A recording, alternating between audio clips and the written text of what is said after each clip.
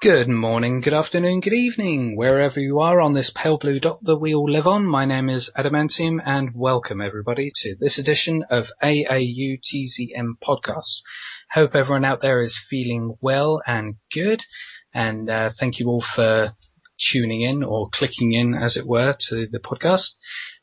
Just the usual announcement. For those of you listening to this on YouTube right now, my podcasts also exist on talkshoe.com, and you'll find a link to the call series of my podcast show in the video description. So just for those of you who want to download and listen to the full MP3 files for free, you can do that there.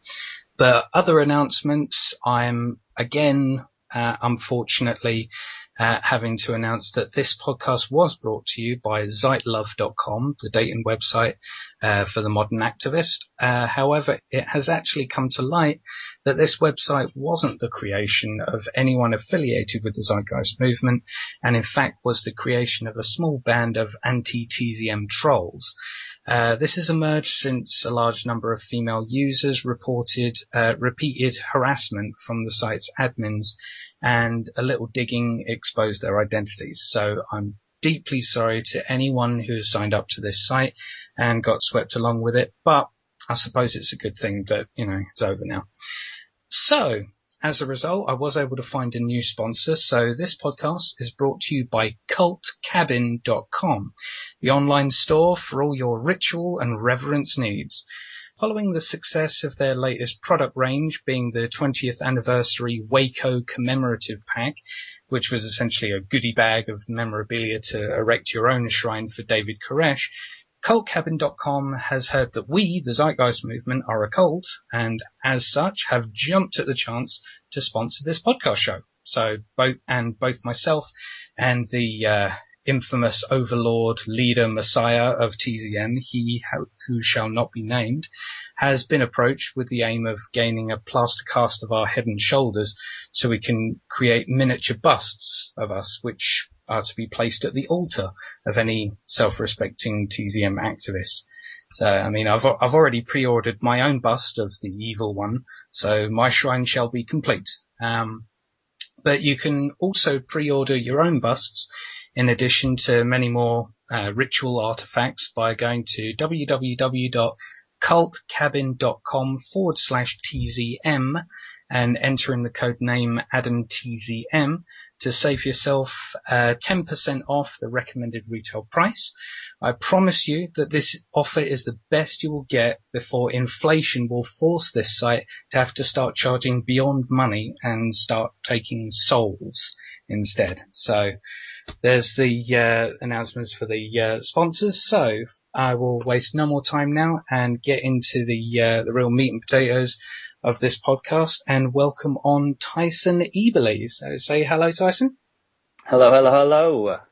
It's good to have you on, man. So what do you think of the sponsorship situation we got going here? It's crazy, isn't it? It's crazy.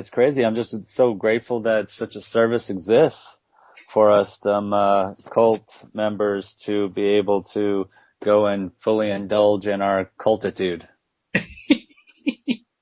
Yeah, it's definitely a good site. Even though it has been speculated that it has quite a few pornography links, but I'm sure that's just a conspiracy theory. But we love conspiracy theories, don't we? Yes. But anyway, just to introduce you to the audience, if you want to just outline who you are and how you discovered this train of thought.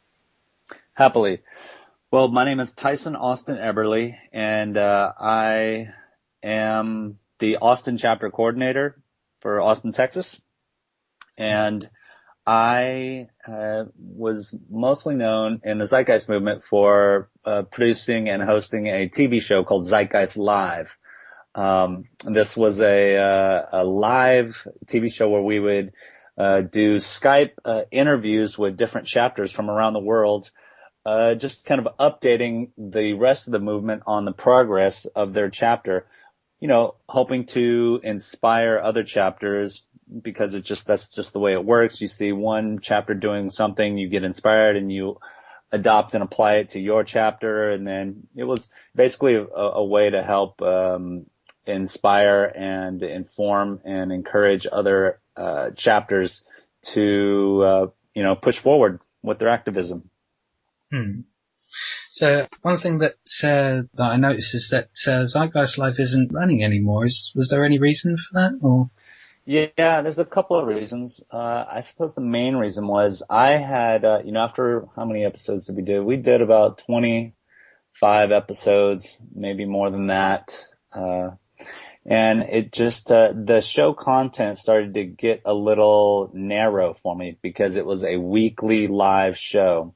So there was a lot of work to do to keep it fresh and interesting and on topic of that's what's in alignment with a resource-based economy, our environment shapes our values, and so forth. And so what I did is I was inspired by the movie Thrive. And what I wanted to start doing was start bridging the gaps between other activist organizations and ours to start finding some common ground. And so I started doing shows that were outside the kind of, train of thought or belief system that the movement has by doing shows on I did a show on Thrive, just kind of like a show review, and then pulled similarities and things like this on the show. And then I did a show with an Austin activist who was kind of like leading the Ron Paul, and he was basically a big libertarian. And so, because Austin, Texas has a big libertarian following, and so I wanted to kind of like be able to start bridging the gap, and so that we can find some common ground with these libertarians. And I did another show that was outside, kind of like the realm of the Zeitgeist movement. And I started getting attacks by a good number of members. Most of them did not live in the United States even. But it was enough for me to just kind of take a break, I suppose. Just kind of overzealous other members within the movement saying, hey, it was legitimate complaints, actually, because the movie Thrive had the extraterrestrial stuff in it and the crop circles and things like that. And basically their argument was that you can't fly the Zeitgeist banner and talk about or support these other, unfounded realities, because it's just not in alignment with the point that we're trying to get across, which is very true. Don't muddy the waters, And so with that, I said, I need to just kind of possibly go back to doing my own TV show. I used to do a TV show called Tyson TV, which was more of a variety show where I had a little more range and freedom to cover topics that were not just zeitgeist focused. Does that make sense? Yeah. I guess in a sense I could understand their complaints, but I dare say, your advocation of an inspiration from Thrive wasn't necessarily from that sort of that extraterrestrial angle, but more the sort of egalitarian advocation that is set up towards the end of the film. Absolutely. It's kind of like a partial attack that a lot of people have leveled at the Zeitgeist films, because the first one, it presents a huge critique on the myth of organized religion, and people will say, oh yeah, because of that they're saying that Jesus doesn't exist, and that's and it's really just a cherry picking thing, Yes, it is. Yeah, and I personally loved the film Thrive. Even though the solutions they proposed towards the end aren't a complete solution as far as I'm concerned, but Agreed. it's still far better than what we have right now. At least it's encouraging people to engage in their local community and really embrace the fact that if we are to survive, we need to actually work together and to acknowledge that it's things on the local level that will bring things, much more in alignment and bring more cohesion, Agreed, Adam. Agreed. And, my thought was that, allow these people to start, if people just started acting more locally, community focused, right? Science and technology, the course is going to run its way. And it's just an eventual reality that we are going to be automating more and more things. But as long as people get into the mindset of local sustainability, using your regional resources and things like this, I just felt like, I'm all about baby steps, man. And for people to just abandon the current train of thought that we've been indoctrinated into for, hundreds of years now, is a little unrealistic. And so I am all for baby steps, whether the baby steps come in the form of legislation or small community off-grid living, different things like this. I support these things. And there's just some movement members that that's just not enough. And they would see it as getting sidetracked from the main focus, which is complete global redesign. Yeah, I mean, personally, I do see both sides of that, but when you actually really do think about it,